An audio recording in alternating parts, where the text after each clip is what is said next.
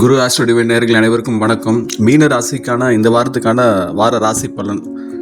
இந்த காணொலியை முழுதாக கேளுங்கள். சொல்லப்படுற விஷயங்கள் ஏதோ ஒரு விஷயம் இந்த வாரத்துக்கு உங்களுக்கு மிக முக்கியமாக தேவைப்பட்டதாக இருக்கலாம். அந்த அடிப்படை பார்த்தீங்கன்னா, மே 31 ஞாயிற்றுக்கிழமையிலிருந்து ஜூன் 6ஆம் தேதி சனிக்கிழமை வரை இந்த வாரத்துக்கான மீனராசிக்கான வார பலன். இந்த வாரத்தில் பார்த்தீங்கன்னா, மீனராசிக்கு குடும்பம் சார்ந்த அமைப்பும் பூர்வீக சொத்துக்கள் மற்றும் உங்களுடைய பிள்ளைகள் வழியில் ஒரு மாபெரும் ஒரு திருப்பு முனையும் உங்களுடைய மன மகிழ்ச்சியும் தரப்போகிற வாரமாக இருக்கும். என்ன காரணம்னா, ஜூன் 2ஆம் தேதி உங்கள் ராசிநாதன் குரு பகவான் 4ஆம் இடத்து உங்கள் வீட்டிலேருந்து 4ஆம் இடத்துல மிதுனத்தில் ஒரு வருஷமாக இருந்த குரு பகவான் 5ஆம் இடமான பூர்வ புண்ணிய ஸ்தானத்திற்கு கடக ராசிக்கு உச்சம் பெற்று வரப்போகிறார். அதனால் அந்த உங்கள் ராசி அதிபதி உச்சம் அடைவது இந்த வருஷத்துக்கு மிக சிறந்த யோக அமைப்பு தான். ரெண்டாவது அது 5ஆம் இடத்துலேருந்து 9ஆம் பார்வையாக உங்கள் வீட்டை பார்ப்பது ரொம்ப கூடுதலான பலம் தான். இதன் மூலம் உங்களுடைய புத்தி கூர்மை, அதிர்ஷ்டம், ஆன்மீக பலமெல்லாம் பன்மடங்கு அதிகரிக்கும். இந்த அடிப்படையில் பார்க்கும்போது மே 31 ஜூன் 1ஆம் தேதி இந்த 2 நாட்களில் பாக்கியஸ்தானத்துக்கு, அதாவது விருச்சிக ராசிக்கு உங்கள் வீட்டிலேருந்து 9ஆம் இடத்துக்கு சந்திரன் இருக்குது. மே 31 பௌர்ணமி. அதனால் சந்திரன் விருச்சிகத்தில் இருந்தால் நீச்சம் என்று சொல்லுவாங்க.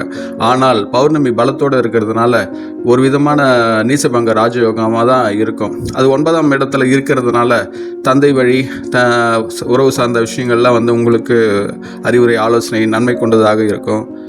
நீண்ட நாள் ஆசைகள் எதனா இருந்தால் நிறைவேறதுக்கான வாய்ப்பு இருக்கும். ஆன்மீக பயணங்கள்லாம் நீங்கள் மேற்கொள்ளலாம்.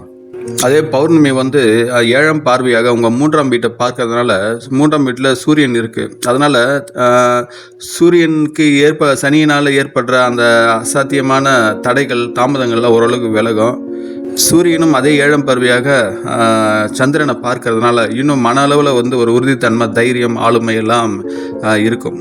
இந்த அடிப்படையில் பார்க்கும்போது 3 நட்சத்திரத்துக்கு சந்திரன் இடப்பெயர்வு ஏற்படுகிறது. அதாவது முதல் நட்சத்திரமான விசாகம், அப்புறம் அனுஷம், கேட்ட. விசாக நட்சத்திரத்துக்கு சந்திரன் இருக்கும் பொழுது அது குருவின் நட்சத்திரம். குரு உங்கள் வீட்டில் இருந்து 4ஆம் வீட்டில் இருக்கிறதுனால தாய் வழி சார்ந்த உறவு இதெல்லாம் ஒரு விதமான உங்களுக்கு ஆதரவு நிலை கொண்டு இருக்கும். தாயின் உடல்நிலையும் கொஞ்சம் மேம்படும். ஏன்னா மறுநாள் பார்த்தீங்கன்னா ஜூன் 2ஆம் தேதியெல்லாம் குரு பயிற்சி ஆகிடுறது. அதனால் அந்த 2 நாட்கள் மண்மனை, வீடு, வாகனம் இதெல்லாம் உங்களுக்கு ஒரு விதமான சாதகம் கொண்டு தான் இருக்கும். இதுவரை இது சார்ந்த விஷயங்களை நீங்கள் ஒரு விரயத்தை அதிகமாக அனுபவிச்சிருப்பீங்க. இனி வருங்காலம் இதெல்லாம் ஒரு சமநிலைப்படுத்தப்படுவதாக இருக்கும். ஏன்னா குரு 5ஆம் வீட்டுக்கு உங்கள் 5ஆம் பார்வையாக உங்கள் 9ஆம் வீட்டை பார்க்கறது இன்னும் ரொம்ப சிறப்பு தான். இனி காலங்களில் தந்தை வழி சார்ந்த உறவுகள்லாம் உங்களுக்கு பக்கபலமாக இருப்பார்கள். இது அடுத்து பார்த்தீங்கன்னா, சந்திரன் அனுஷ நட்சத்திரத்துக்கு வரும். கேட்ட நட்சத்திரம், சனியுடைய நட்சத்திரம். சனி உங்கள் ராசியிலே ஜென்ம ராசியாக இருக்கிறதுனால ஒரு விதம் உடல் சோர்வு, அசதி, தூக்கமின்மை இந்த பிரச்சனைகள்லாம் இருக்கும். சனி 10ஆம் பார்வையாக அவங்க 10ஆம் வீட்டை பார்க்கறதுனால தொழில் சார்ந்தோம், வேலை சார்ந்தோம், சக ஊழியர்களுடைய ஒத்துழைப்பு இல்லாமல் மேலதிகாரிகளோட இதனால் முரண்பட்ட விஷயங்களை இருந்து கொண்டு ஒரு விதமான மன அளவில் ஒரு தோய்வு இருக்கும். அந்த மே 31 1ஆம் தேதி இந்த சொல்லப்பட்ட விஷயங்கள் நடந்ததுனால் அப்போ அனுஷ நட்சத்திரத்தில் சந்திரன் இருக்குது. என்ன காரணம் கேட்டால், மே 31 பௌர்ணமினாலும் அதுக்கு அடுத்த வர நாள் தேய்பிறை காலம். ஆனால் பௌர்ணமியுடைய ஆற்றல், அதோடய வீச்சு ஒளி வீச்சு பெருசாக போகாது. மறுநாளும் அது பௌர்ணமி தன்மையை கொண்டு தான் எடுத்துக்கொள்ளலாம். ஜென்ம ராசியில் சனி இருக்கிறது, உங்கள் ராசியில் இருக்கிறது ஒரு விதமாக சனிக்கு நிஷ்பலன் என்று சொல்லுவாங்க. அது 7ஆம் இடத்துல இருந்ததுன்னா திக்பலம், அது ராசியிலே இருக்கும்போது அது நிஷ்பலம். அதனால் உடல் அளவில் தான் உங்களுக்கு பெரிய பாதிப்புக்குள்ளாகதான் இருக்கும். அதுக்கப்புறம் பார்த்தீங்கன்னா, சந்திரன் கேட்ட நட்சத்திரத்துக்கு, புதனின் கேட்ட நட்சத்திரத்துக்கு மாறுகின்றது. புதன் உங்கள் வீட்டில் இருந்து 4ஆம் இடத்துல சுக்கிரனோடு இருக்கிறதுனால நல்ல கலை சார்ந்த துறைகளை நல்ல சிறப்புடையதாக இருக்கும். சுக்கிரன் திக்பலம் கொண்டு இருக்கு. கூடிய பகை கிரகம் குரு இருக்கிறதுனால குரு ஒரு நாளில் ரிலீஸ் ஆகிடும். அதனால் புதனின் ஆற்றல் கொண்டு இந்த டிசைனிங், கலைத்துறை சார்ந்த ஒரு வடிவமைப்பு சார்ந்தவங்களை, டிசைனிங், டெக்ஸ்டைல் டிசைனிங், ஆர்கிடெக்ட், இவங்களுக்கெல்லாம் நல்ல சிறப்பான காலகட்டமாக இருக்கும். ஒரு கலை நயமிக்க அறிவுபூர்வமான விஷயங்கள்லாம் வெளிப்படுறதா இருக்கும் அந்த நேரத்தில். இதுக்கப்புறம் பார்த்தீங்கன்னா, சந்திரன் 3ஆம் தேதி, 4ஆம் தேதி, 5ஆம் தேதி, அதாவது செவ்வாய்க்கிழமை, புதன்கிழமை, வியாழக்கிழமை, அந்த 3 நாட்கள் தனுசு ராசிக்கு பயணிக்கின்றது. 2ஆம் தேதி, 3ஆம் தேதி மட்டும்தான், 4ஆம் தேதி கிடையாது. தனுசு ராசிக்கு சந்திரன் பயணிக்கிறதுனால அது உங்கள் வீட்டிலேருந்து 10ஆம் இடம்.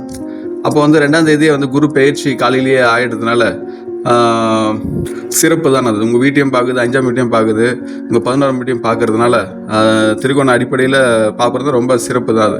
அதனால் 10ஆம் வீட்டில் வர்றதுனால புதிய பொறுப்புகள், பதவி உயர்வு, சம்பள உயர்வு, சக ஊழியர்களோட உங்களோட ஒத்துழைக்கிறது, மேலதிகாரியின் பாராட்டு, ஆதரவு எல்லாம் உங்களுக்கு கிடைக்கிறதா இருக்கும். தொழில் ரீதியான இருக்க திட்டங்கள், முயற்சிகள் இதெல்லாம் இருந்தால் வெற்றி அடைதா இருக்கும். அதுக்கான ஒப்பந்தங்கள் அதெல்லாம் இருந்தால் நீங்கள் தாராளமாக மேற்கொள்ளலாம். ஏன்னா சனி தனுசையும் பார்க்குது, அதே வேளையில் குருவின் ஆதரவு இருக்கிறதுனால பெரிதளவு உங்களுக்கு பாதிப்பு இருக்காது. அந்த அடிப்படையில் பார்க்கும்போது குரு முதல்ல மூல நட்சத்திரம், கேதுவின் நட்சத்திரமான மூல நட்சத்திரம் அமர்க்கிறது. கேது உங்கள் வீட்டில் இருந்து 6ஆம் வீட்டில் இருக்கிறதுனால, ஏற்கனவே சனி உங்கள் வீட்டில் இருக்கிறதுனால ஒரு விதமான தனிமை உணர்வு, ஒரு விதமான சலிப்பு, மன ரீதியான குழப்பம் இதெல்லாம் அதிகமாக அனுபவிச்சிருப்பீங்க கடந்த ஒரு வாரமாக, கடந்த ஒரு வருடமாக. ஆனால் இப்போ குரு பயிற்சினால அது உங்கள் ஜென்ம ராசியை பார்க்கறதுனால அந்த பிரச்சனைகளை ஓரளவுக்கு தீரும்.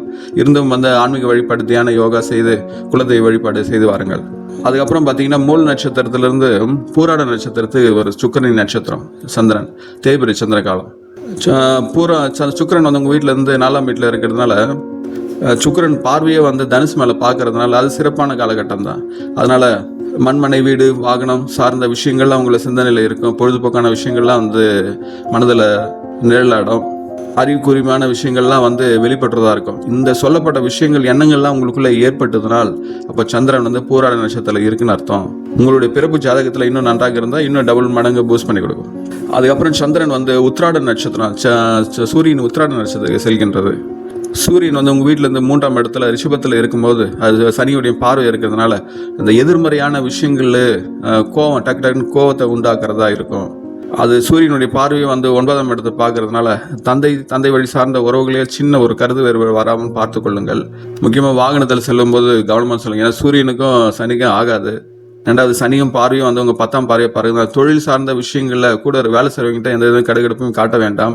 போதி மட்டும் தொழில் சார்ந்த விஷயங்களில் வியாபாரம் போது மட்டும் கோவப்படாமல் அமைதியாக கடந்து செல்லுங்கள். ஆனால் உங்களுக்குள்ள ஒரு ஆளுமை, தைரியம், ஆற்றல் கொண்டுதான் இருப்பீர்கள்.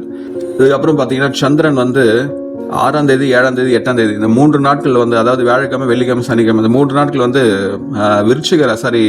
மகர ராசிக்கு பயணிக்கின்றது. அது உங்கள் வீட்டில் இருந்து 11ஆம் இடம். அது குருவின் பார்வை 7ஆம் பார்வையாக அந்த 11ஆம் வீட்டில் விழுறதுனால ஒரு வித கஜகேசரி யோகம். சந்திரனை குரு பார்க்கறது அது யோக நிலை தான்.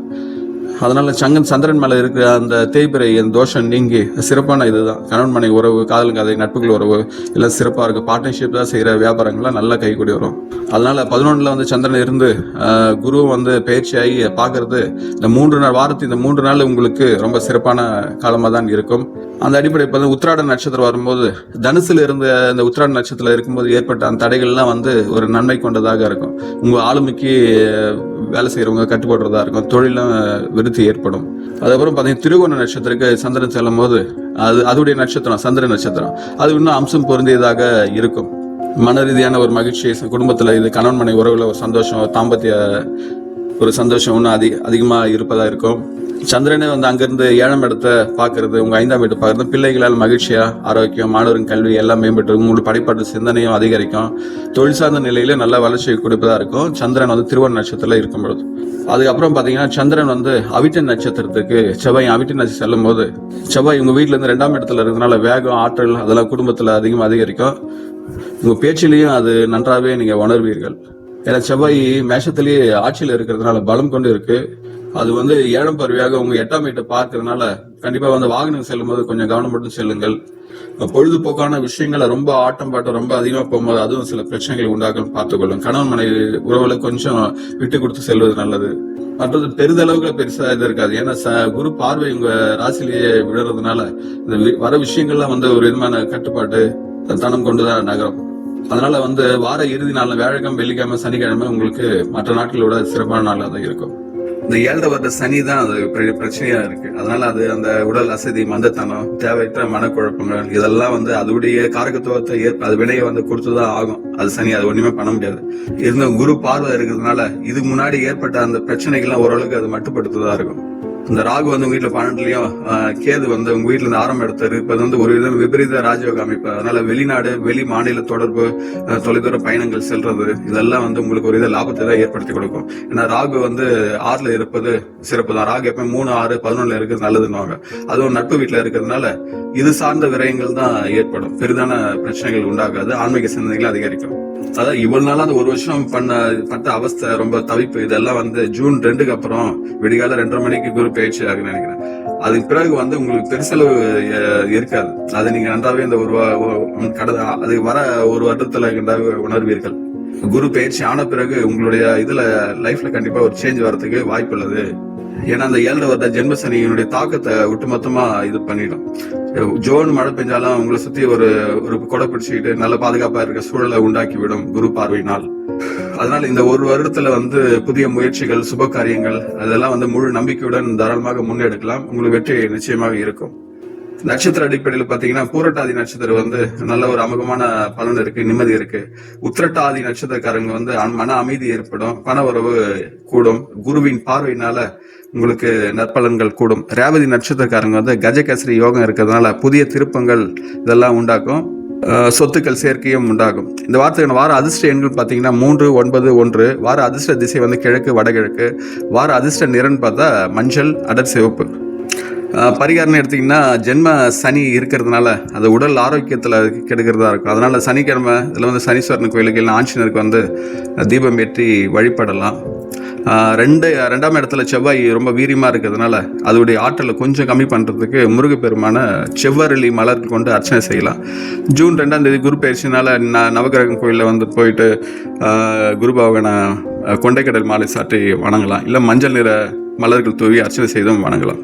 இதெல்லாம் நீங்கள் தொடர்ந்து செய்து ஆன்மீக பயிற்சி, யோகா, தியானம் செய்து வந்தீங்கன்னா தங்கள் வாழ்வில் இந்த வாரமும் வரும் வாரங்களும் மிக சிறப்பான வாரமாக இருக்கும். அதனால் மீனராசிக்காரன தங்கள் வாழ்வில் அனைத்து வளங்களும் பெற்று சிறப்புடன் வாழ எல்லாம் வல்ல அந்த இறைசக்தி நான் பிரார்த்திக்கின்றேன்.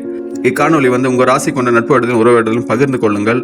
இதுவரை நம் சேனல் நீங்கள் சப்ஸ்கிரைப் செய்யணும்னா சப்ஸ்கிரைப் செய்து கொள்ளுங்கள். தாங்களும் தங்கள் அன்பு குடும்பமும் வாழ்க வளமுடன்.